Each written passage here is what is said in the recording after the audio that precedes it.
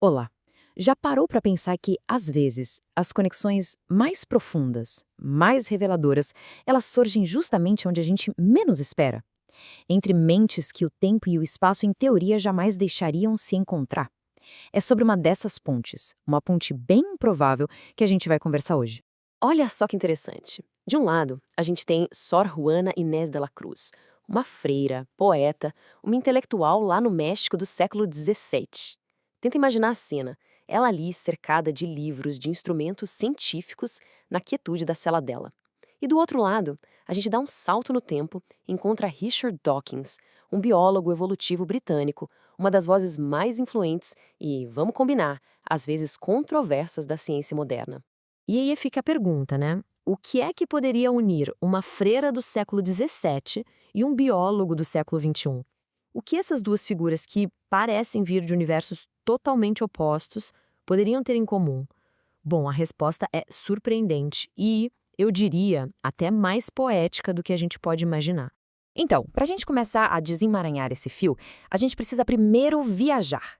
Viajar para os mundos tão distintos em que eles viveram, cada um com seus próprios desafios, suas próprias barreiras e, claro, suas possibilidades. Vamos começar por ela, por Soruana. Tenta fechar os olhos e imaginar. A Nova Espanha do século XVII. Uma sociedade, assim, profundamente hierárquica, patriarcal. Para uma mulher com uma sede de conhecimento que não acabava mais como ela, as portas eram pouquíssimas. E é aí que o convento entra. Para ela, não foi uma renúncia, sabe? Foi uma escolha, quase que estratégica.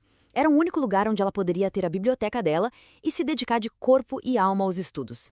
E aqui a gente entende o paradoxo que foi a vida dela. Pensa só, numa sociedade que via o conhecimento feminino quase como um pecado, uma transgressão, foi justamente dentro dos muros de um convento que ela conseguiu construir sua fortaleza de liberdade intelectual. A biblioteca dela era imensa, os interesses iam de teologia até astronomia. A vida dela era movida por uma ânsia, uma vontade imensa de saber. Agora, vamos dar um salto de quase 300 anos no tempo e cruzar o oceano.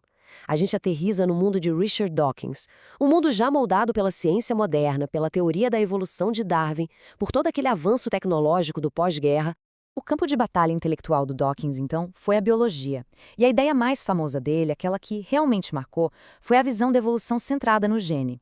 Essa ideia meio que virou a chave na cabeça de muitos cientistas sobre a seleção natural. Ele veio e disse, olha, não são as espécies ou os indivíduos que competem de verdade. São os genes.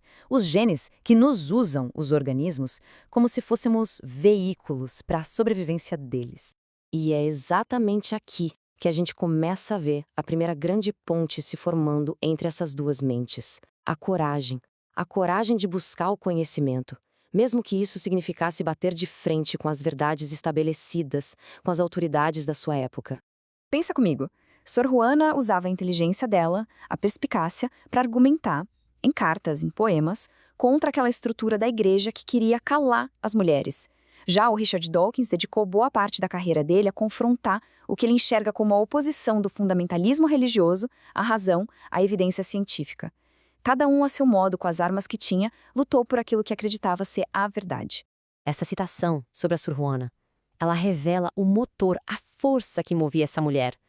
Não era só um passatempo para ela, era a essência de quem ela era, uma sedução pelos estudos, uma frase linda, né? Que para a época e para a condição dela, era um ato de uma coragem tremenda. E aqui a gente vê o mesmo espírito, só que traduzido para a linguagem do século XXI. A missão da fundação do Dawkins é essa, a defesa de um método muito específico para se chegar na verdade, a ciência e a razão. É uma dedicação igualmente intensa a um caminho de conhecimento. E é aqui que a conexão fica ainda mais surpreendente. E por que não dizer mais bonita? Porque não se trata só de coragem, de confronto. Se trata da sensibilidade de encontrar beleza no próprio ato de conhecer. Richard Dawkins tem uma frase famosa em que ele descreve a ciência como a poesia da realidade. Para ele, desvendar os mecanismos do universo, da evolução à física, isso não diminui o mistério ou a beleza do mundo. Muito pelo contrário, faz tudo ficar ainda mais maravilhoso, mais grandioso. E a Sor Juana? Bom, o poema mais famoso, mais complexo dela, Primeiro Sonho, é exatamente isso. É uma verdadeira jornada poética da alma, tentando entender o universo. Ela usa a linguagem riquíssima do barroco, cheia de metáforas, para explorar essa sede de conhecimento, misturando filosofia com uma curiosidade quase científica sobre o cosmos. Percebe a simetria? É lindo de ver.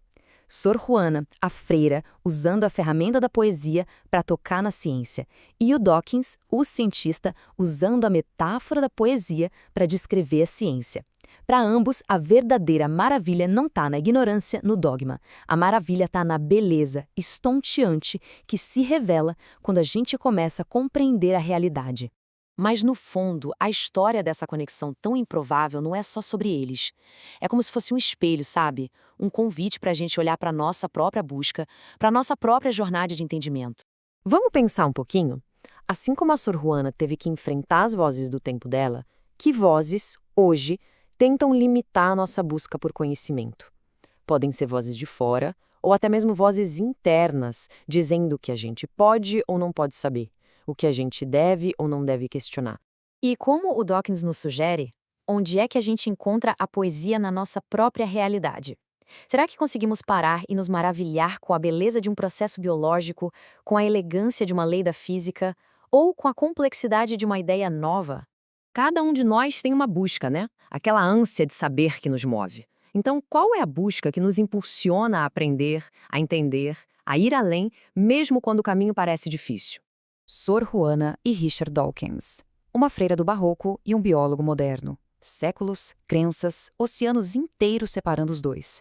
Mas a mesma sede de entender o universo e a mesma coragem de buscar a verdade, isso os une de uma forma incrível. E assim, a pergunta fica no ar. Qual é a busca que nos move?